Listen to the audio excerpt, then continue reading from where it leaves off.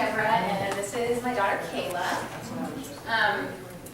We probably, when my kids were 6, 4, and 1, I actually went to a class. It was like a 3-day seminar, and it was about vegetarian cooking, and I learned so much. I was just like, this is how I need to be feeding my kids. So I did some quick study, went and got more books, learned more, started experimenting, and pretty much overnight I went from eating meat to not eating meat, because I grew up eating meat every day and every snack in between. So from the time they were very little, they've been eating healthy. We aren't vegan anymore. We were vegan for many years. They were raised a lot of vegan, but I still don't do dairy because that is one of my allergies. But with so many food allergies, I needed my eggs and I needed my fish. So you gotta do what you gotta do to get the nutrients that you need. So even if for some people, in extreme cases, I think if you're gonna be vegan and you have certain health issues, it helps. It really does. It can turn things around. It can make diabetes sometimes go away if it's type 2 diabetes. We've seen that happen, but for some people you need to have some of those other things. Over the years, I started helping in cooking classes because it became something that I was really interested in and enjoyed. And then my husband and I started teaching them and doing the seminars over the weekends and things like that, and put together a syllabus. And then our kids were always involved, and they were in the kitchen helping with the prep and even doing some of the demonstrating. They make bread on their own and all kinds of, they've actually raised thousands of dollars for going on mission trips just making their bread and selling it. So she's got the experience, and now she's a nurse in Loma Linda, California, and she's here visiting for a couple weeks.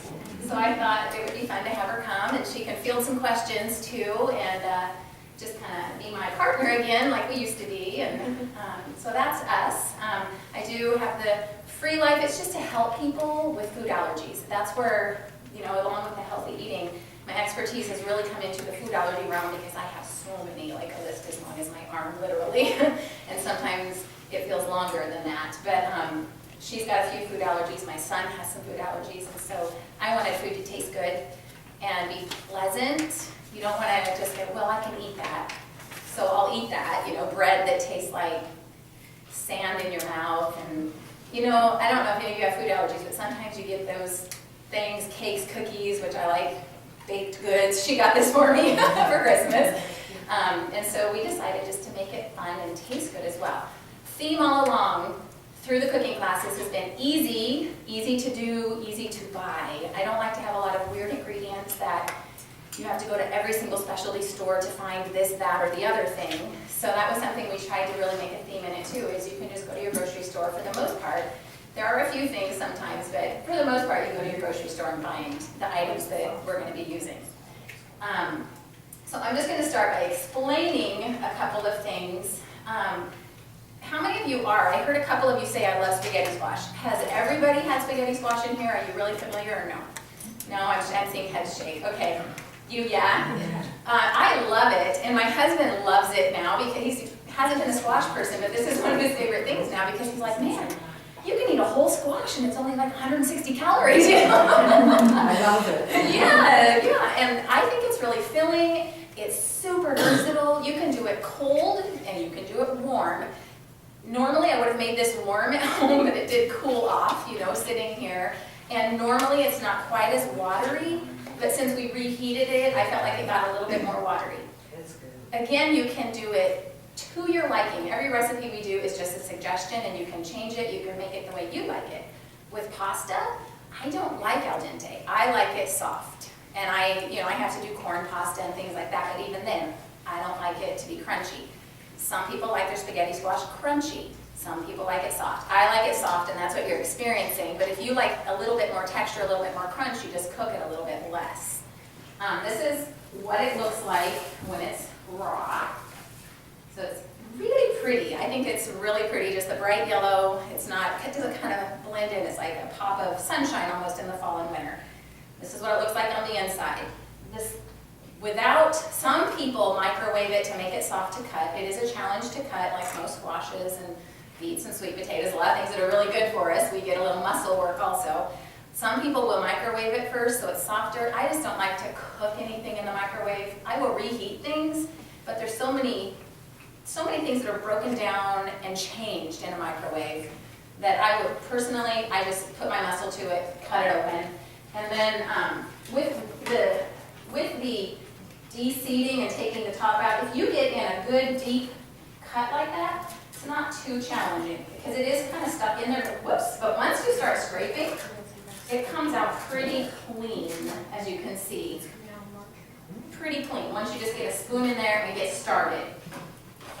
And then, can you grab me a fork right there in the baggie? I think it's right there. This is what it looks like cooked, a little smaller still. What I do is I foil my pan, and that's what I do when I roast any vegetables because I feel like it gives a little more browning to it and just a little better cooking. I foil the pan, then I put a little olive oil, and I don't know how you guys feel about your oils, but olive oil is a really healthy oil, monounsaturated fats.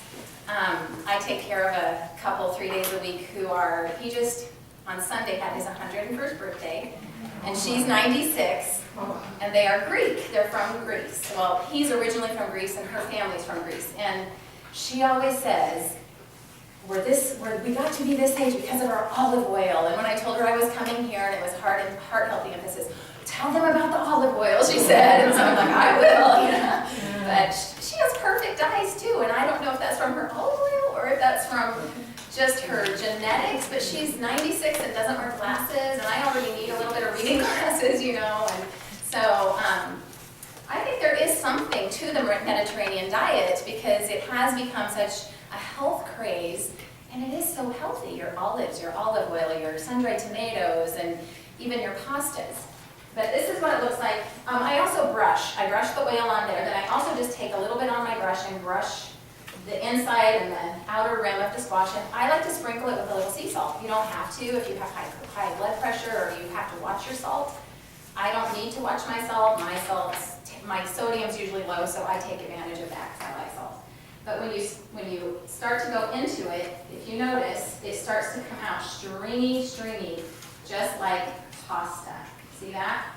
That's how it is, and that is so strange for squash because it's usually just mush, you know.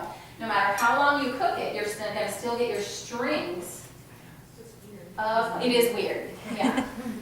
And you can go all the way to the skin on this, and you're just going to continue to get flesh and stringy flesh.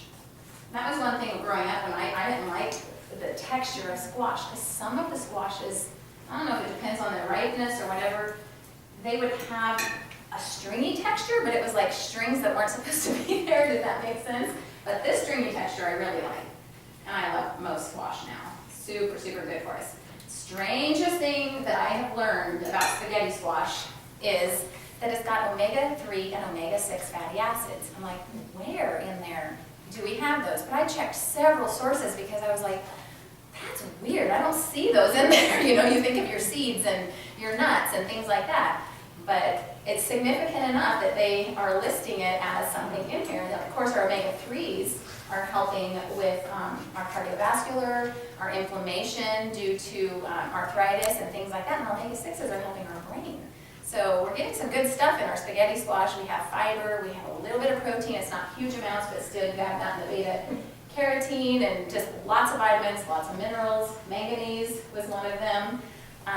So anyway, that's the wonders of spaghetti squash. And you can cook it like, did I put an hour on there for cooking it? This size takes less. The ones that I cooked there were about this size in length, about that big around, and they took about an hour and 15, but I liked it soft. And all you have to do is reach in and poke it. When it's soft and pushes in, you know you're gonna be able to scrape it out, but if you want it softer, you want it to, less crispy, you want it to collapse a little bit. So how much spaghetti sauce is like a serving size for one person? Well, Like, would you cook a whole half?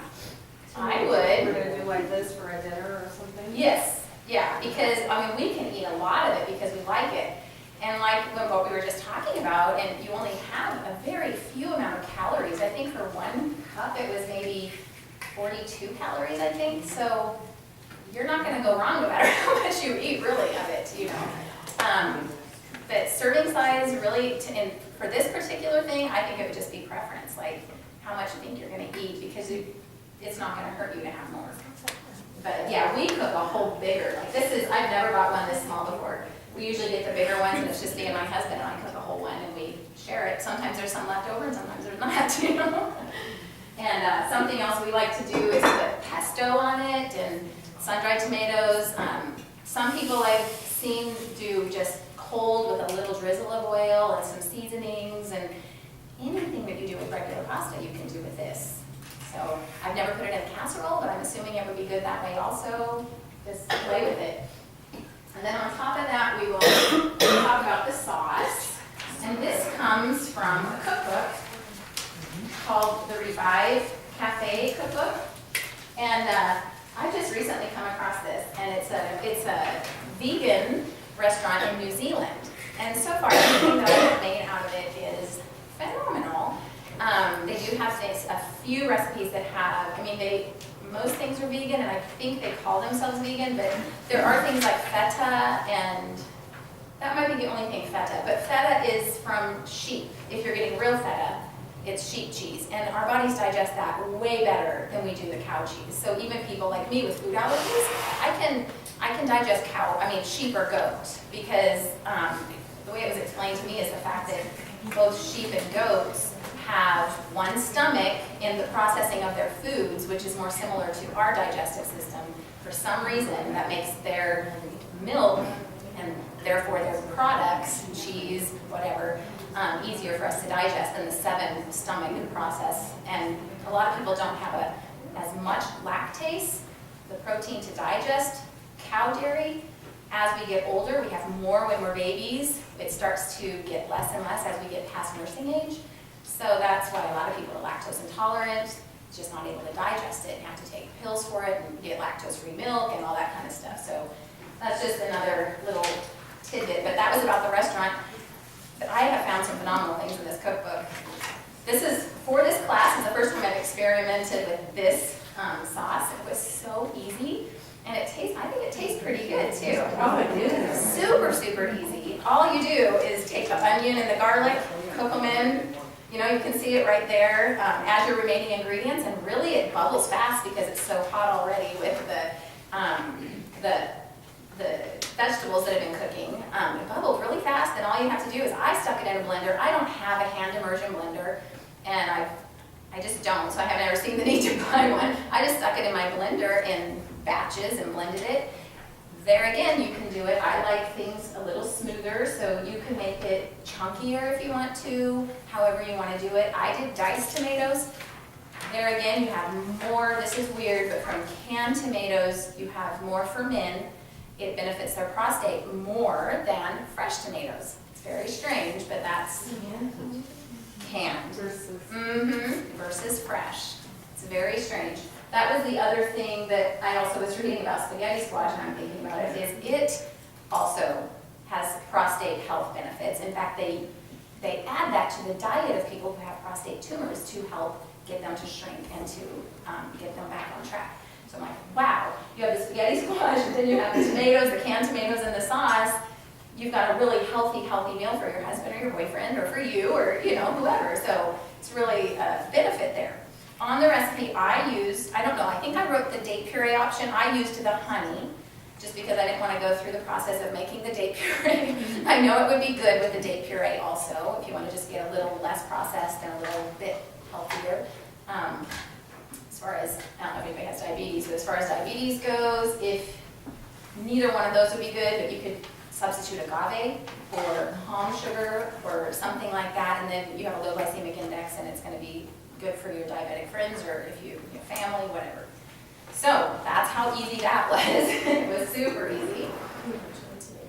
Real quick. Yeah. I just have a few things to say about the tomatoes, since this is a heart-healthy class. I know for me, I don't usually think of tomatoes as a heart-healthy food. You think of nuts and things that are high in the omega-3s and 6s. But something that's interesting about tomatoes, unlike the nuts and garbanzo beans, which lower your LDLs or bad cholesterol, this raises your HDLs. So it actually helps increase your good cholesterols. And I'm sure most of you are familiar with it, but HDLs are basically like the same as, greasing a water slide. It just makes everything move more efficiently in your body. Also, it helps decrease oxidative stress in your body, which is an inflammatory response that can cause cancer. So they're anti-inflammatory, unless of course you have an acid problem, then it'll do the opposite. And they're going to raise your HDLs. So. Oh, that was very interesting. It's amazing how the fruits and vegetables just are so good for us. On the mixed dried herbs, what did you use? I actually did an Italian seasoning, just a basic Italian seasoning. Yeah. I let her choose. They're like, what do you think about the smell of this? And so she's like, oh, I like that. Me personally, if I was just making it for home, I would probably just do a lot of basil and a little oregano because I love basil. So that's probably what I would do. But this here was a full-blown Italian seasoning with thyme and oregano and basil and just everything. So, yeah. I also think that just throwing in some fresh basil, fresh oregano, fresh thyme even, would be super good. I wasn't sure how that would carry over in reheating and things like that. So I didn't want it to look wilty and gross, how the leaves, but it would be good to, if you're just gonna make it and eat it, to just throw in the fresh and you're gonna have like a burst of flavor in your mouth. So, yeah. That's why we put the little sprig on top so you could just experience that fresh, yummy basil. I love that. Okay, so now we're gonna do the hummus. And again, the garbanzos are amazing. They have 50% of your recommended daily amount of fiber, and 2/3 of that is insoluble. So 2/3 of that amount of fiber is going to go, and that's in 1 cup, is going to go straight into your intestines and your colon and scrub it and clean it and make everything healthier. I mean, it's just phenomenal when you think about it. What were some of the other good things that we were seeing about garbanzos? Well, 1 cup of garbanzo beans has 83% of your daily value of manganese. That was the other, which is yes. a mineral that we need. It's not something we hear about much. It's also very high in iron, which you wouldn't think about either.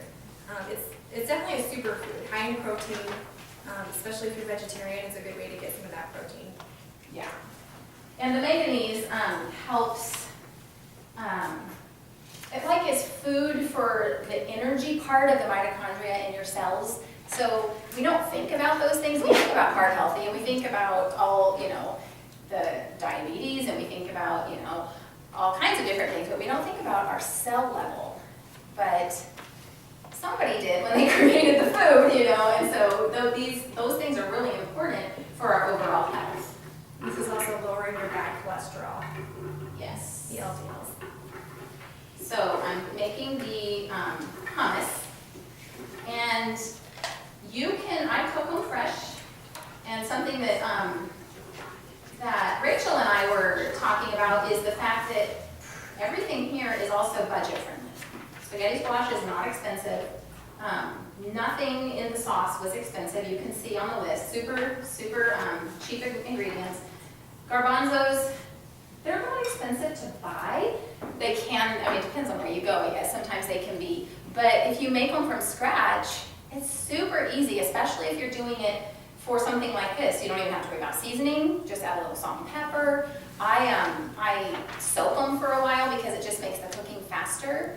Everybody says soak your beans when you cook them. I grew up eating beans and cornbread all my life, and my mom never soaked the beans. She just put them in a pan and cooked them and made sure she kept adding water, and because it does absorb. But the reason I usually soak my garbanzos is just to make it faster to cook. They'll cook definitely faster because you've already got them all hydrated up and everything. And basically that's all that I do is salt and pepper, a little bit of pepper, cook them till they're soft, and then they're ready. You keep the juice, but if you are doing canned, because you can do canned, it's no sin to do canned, It's if you don't think about it ahead of time, you just go grab some cans and you can make it really quickly, this does take time. Where was I going with that? I hate it when that happens. My daughter's usually in my brain, but she's not working right now. The cost, that's right. Where was I going? It's all budget friendly. Yes, it's all budget friendly. I was going with the cans, but then I was saying, it is easier to do that. But as far as making these from scratch, it didn't cost anything hardly at all. You do get the bag of beans for a lot of times less than $1 if you get a pound of garbanzo beans. And then I know where I was going. If you're getting canned, I wouldn't use that juice because I think it's kind of gross. And sometimes it even looks gelatinous, you know. So I would rinse the beans if you're using canned and then just use fresh water in place of the juice that would be if you're making them from scratch. That's where I was going. I'm so glad it came back. So if you're using canned, just rinse them, drain them, and use water instead of this juice. This here is juice from the garbanzos that were cooked fresh. And sometimes if I don't have a lot of juice left, because sometimes they cook down a little more, I'll just do a mixture of juice and water. It doesn't hurt anything at all in the flavor. This is fresh lemon juice. You can do bottled if you want to. Honestly, it tastes so much better if you do fresh in the hummus. We've done it both ways if we haven't had lemons at the time, but it definitely tastes better with fresh. This is the tahini. Is everybody familiar with tahini? All tahini is sesame seed butter. That's it. It's just ground up sesame seeds. You can get it, I know you can get it at Hy-Vee. You can't get it at Super Saver. You can get it at Hy-Vee either in the health department and pay a lot of money for it, or you can get it in the regular part of the store. Let's see, most Trader Joe's, I believe, has it. Red Clover has it. Red Clover would be expensive, yeah. So, and tahini, you know, all it is ground up sesame seeds. You're getting, again, some of your nice, healthy fats in your seed portion there. And this is salt. You can use regular sea salt, it really doesn't matter. I do like to use sea salt because for the most part, this one's not, but for the most part I like to because it has no minerals taken out of it. It's not just sodium, which is what we're getting in our regular table salt, sodium and iodine that's added. But sea salts, you have just a whole list of minerals that are just there fresh from the sea. And there's nothing added. Nothing added for caking or no caking purposes or anything like that. So I do like to use sea salt, but sometimes you do need to use the table salt for the iodine. You know, so it's kind of a back and forth type of thing. So an onion powder, I do a teaspoon and a half.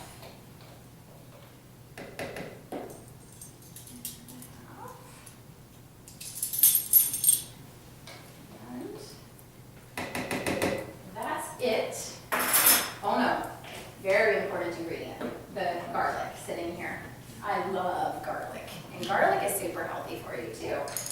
And I would probably put in, for just me, for just my family, I always do more garlic, extra garlic all the time. It says 4, maybe they mean 6 or 8, you know. You never know. But I never think you can get too much garlic. Something garlic has in it is a substance called allicin. It's still kind of like penicillin, but it's allicin. It's something you can get in a capsule form at health food stores, and it's always under the heart health section. And this is just rich with allicin. And if you get a press, you don't have to peel them. I don't know if you noticed that. I was putting it right in without the peel. Some people actually roll them and peel them and everything. I'm like, I'm not going to do that. So I just press them out and scrape it off and take the peel out, and you're good to go. It's sticky, so at home I usually wash that immediately. I don't know if you've worked much with garlic, but it is sticky, almost like glue. All right, so all we have to do now is blend it.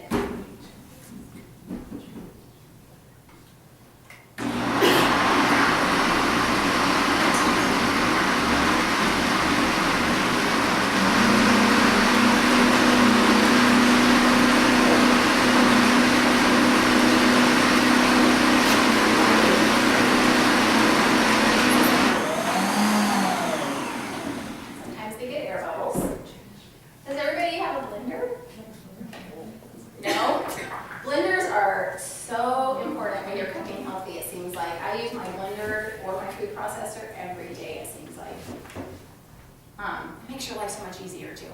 I mean, you just throw things in and go, and it's ready. How long will that keep? The hummus? Yeah, is that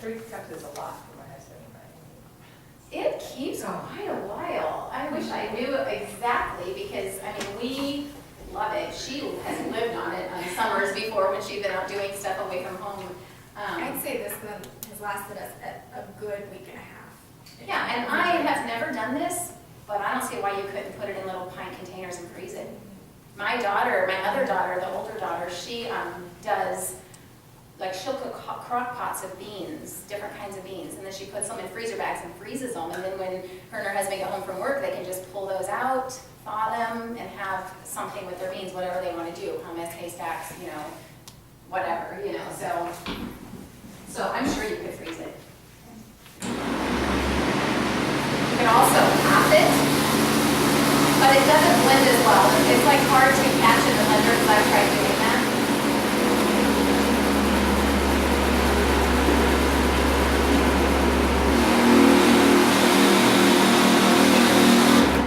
Okay, and here again, we have a preference thing. I like normal at home. I would blend that a whole lot longer because I like smooth, smooth, smooth. But you can have it chunky however you like it. You can even have some of your beans even in halves or pieces if you wanted to have a little more texture to it. And normally you would just put all of this, I'm just not gonna do it because I'm not gonna worry about scraping it all out and getting it all clean. But normally you would just put all of that into a bowl and put your green chilies in and then just stir them in and you've got it. You've got what you have there. How easy is that? And honestly, if you decide to do your beans from scratch, you can be doing so many other things in your house, in your kitchen, whatever, while your beans are cooking. It's not like you have to sit there and watch, you know. You do have to make sure that the water doesn't go out or whatever. But so that's the hummus. Did you guys like it? The hummus? Yes. I love hummus. And this is the recipe that we have been using since she was 8 or 9. She's 22 now. At this age, they don't care if you tell, right? In our classes and even at home, this is the one that we prefer. What's the fat? And the percentage of fat in that recipe. You know what? The only thing that's going to be fatty is going to be your tahini, and it's a healthy fat. I mean, unless you have a problem where you need to be on a low-fat diet, I don't worry about my fats. I never do. I just like, I'm having healthy fats, I don't worry about it. Same thing with coconut oil. I will spread coconut oil on my bread for my butter, you know, and use the coconut oil instead because I know it's a healthy fat that's going to lower my cholesterol. Even though it's saturated, coconut oil will still lower your cholesterol. There's been studies done on that, so, and it's delicious too. All the fats in here though are all unsaturated, no trans fats on them. My guess, I'm pretty sure the sesame seeds are monounsaturated also, which are the ones that lower your LDL. Yeah, I'm not doing any, and I will never do saturated fat except coconut oil. And there's something strange about the coconut oil that even though it's saturated, it is still super beneficial to us in multiple ways. Your skin, your hair, your heart, everything, your blood pressure, it's amazing. But, so, did that answer your question, or was that just a, okay. Have you ever tried with jalapenos? Oh, yes. Okay, I'm glad you asked that, because we've added jalapenos, we've added sun-dried tomatoes. In fact, I even like to blend in the blender the sun-dried tomatoes to break them up and get the flavor all throughout there. Another thing you can do that some people won't think about is I've added all different kinds of nut butters. If I haven't had tahini, I have done almond butter, I have done peanut butter, and it's very good using the different butters. Yeah. I think those are the only two I've done. I don't think I've done sunflower seed butter. So you use that in place of tahini? Mm-hmm. Yeah, and it's very good. I think peanut butter is my favorite. I think the almond is my husband's when I'm using an alternative one. Okay, now I'm going to get this stuff over here real quick. If you have any help, any questions for Kayla, you can ask real quick while I open these. Or if you have anything you want to say.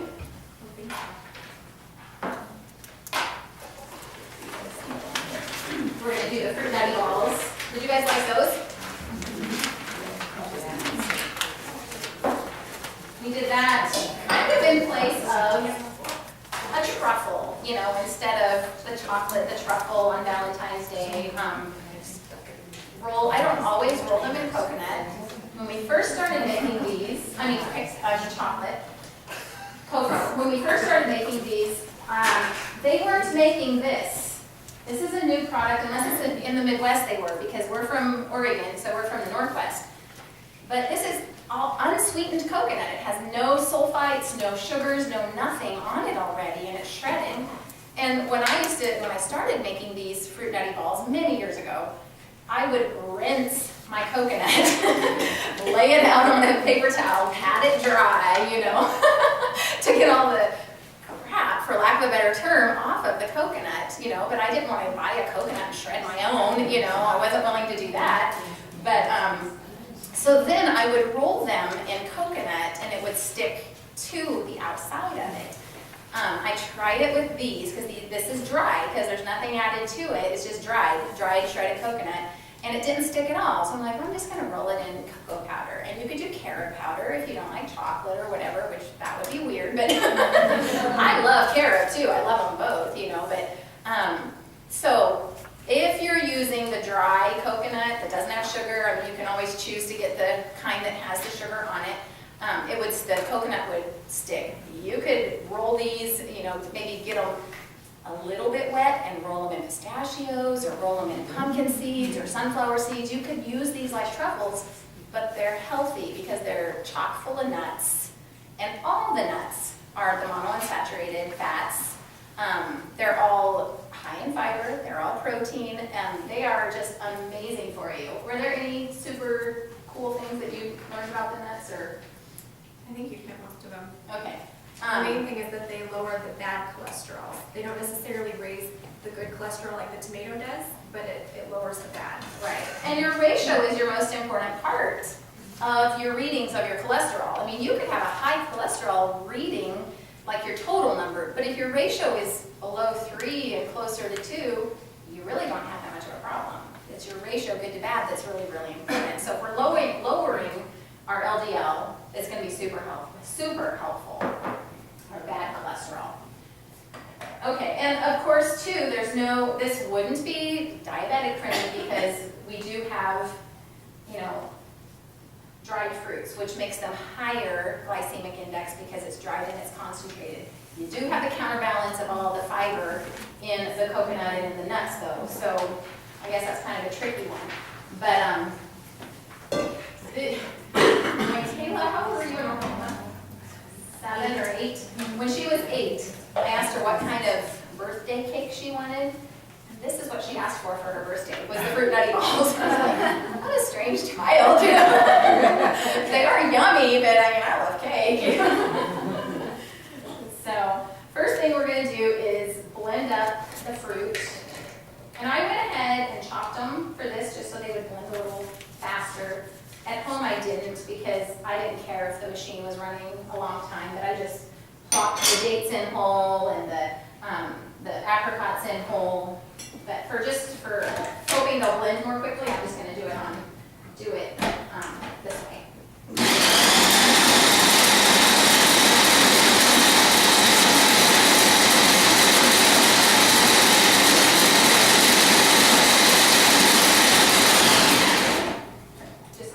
Broken up a little bit more, and I'm going to add in the apricots and the raisins. I don't know if you guys can see these. These are huge raisins. Can you see that? These are from Super Saver in the bulk. And I was like, I don't think I've ever seen raisins that gigantic. Whoops, I just dropped one.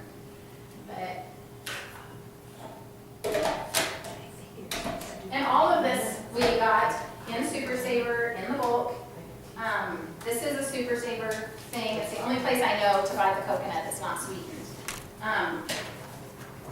Sometimes, like right now, the pecans are really good price there, but a lot of times, if you want nuts, Trader Joe's has the best price on nuts. It's got the best price on a lot of things, but on nuts for sure, you know, very good.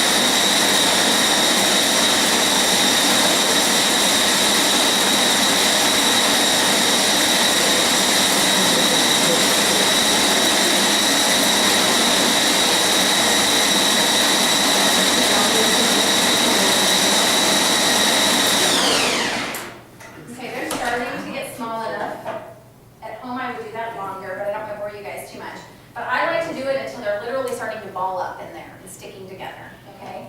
And it just makes them more sticky for when we do the nuts, which we'll do next. Yeah, they could definitely break a little bit longer, but that's okay. You guys got the idea with what you have there. And the nuts, I always do separately just because each nut is different in its hardness and softness, and so some of them might be turned into butter, but other ones are still not needing to be blended.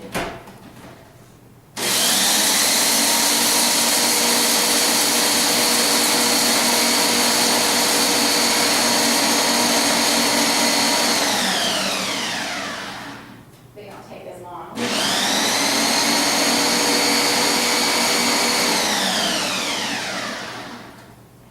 The softest ones are the walnuts, and then the pecans, and the hardest are the almonds. If you're ever doing almond milk or almonds, cheesy sauce or something, it takes a long time to get them blended enough to where they're smooth, but it's worth the effort, I think.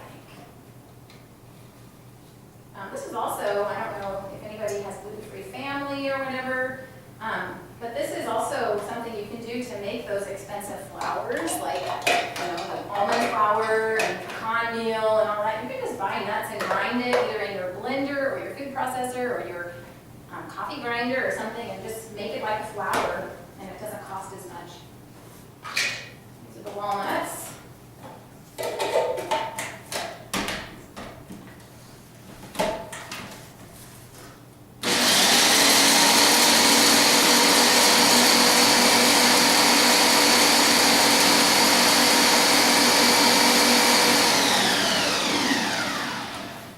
You can chop them too if you don't have a food processor or a blender or whatever. I was just asking Kayla last night, I'm like, would you want to be chopping all this stuff? Especially the dried fruit, to get it small. I'm like, I certainly, but you can. Sometimes for some things, I like to chop vegetables and things like that, and a lot of times for other than this, I will chop my nuts by hand. It's kind of therapeutic sometimes, but don't have to have the machines. There's always a way to do it without.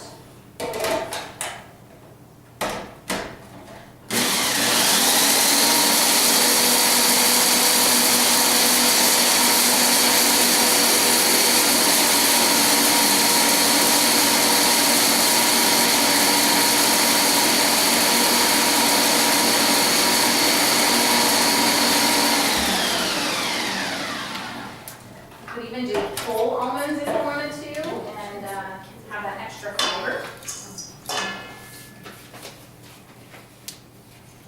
And then, the last thing I'm gonna do, and it doesn't say to do on there, but I don't like the strands that could come out of the coconut. You take a bite, you got a strand of coconut, so I just get it and I just whiz it a little bit quick too.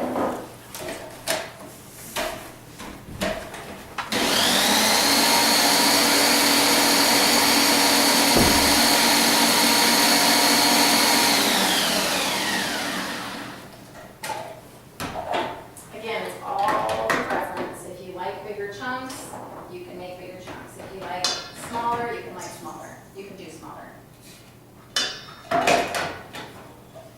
Then comes the fun part. The spoon's not going to do us much good because this will not just stir. You have to squeeze it. I don't know if you guys can see me, but I'm like really rubbing it and squeezing it together to get the fruit really emulsified in with the nuts. Otherwise, you end up with a lot of extra nut at the bottom.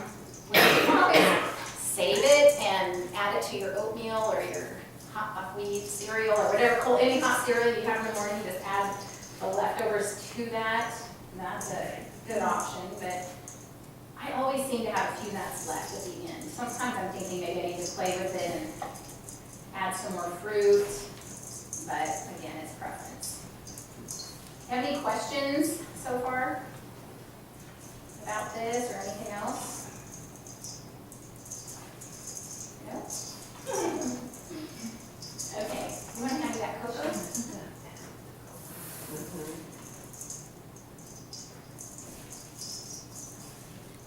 And also, I don't know if you noticed on the recipe, but on the ingredients, it should say the coconut divided, because if you look at the actual process, you only add, for a whole batch, you only add 2 cups of the coconut, because the other part was for rolling in the coconut once they're done. No, the bowl of cocoa powder right in front of the sauce. Thanks. This is the cocoa powder that I use, is Trader Joe's, and it's unsweetened. I have to buy everything unsweetened because I am allergic to cane sugar, which is in just about everything. So thus we have the unsweetened coconut and the unsweetened cocoa powder. Okay, so then you just have a little bit of cocoa powder or whatever you decide to roll them in. And at first it's like that, like it doesn't seem like it's gonna come together, but you just keep squeezing and pretty soon it starts to come together and ball. It really doesn't seem like it's going to at first. You're like, wow, this is wrong. But the more you work with it, the more that some of the oils from the nuts come out as well, because you'll feel that in your hands and you know that's not from the fruit. So it just all starts to work together like that. And then you just roll it. You have that plate. And I kind of tap off the extra cocoa. You don't have to. And then you have your little fruit patty balls. And I really like them. Did you guys think they were a good alternative to a truffle? Or were you like, nah, no, that could be for something else, but not for my chocolate?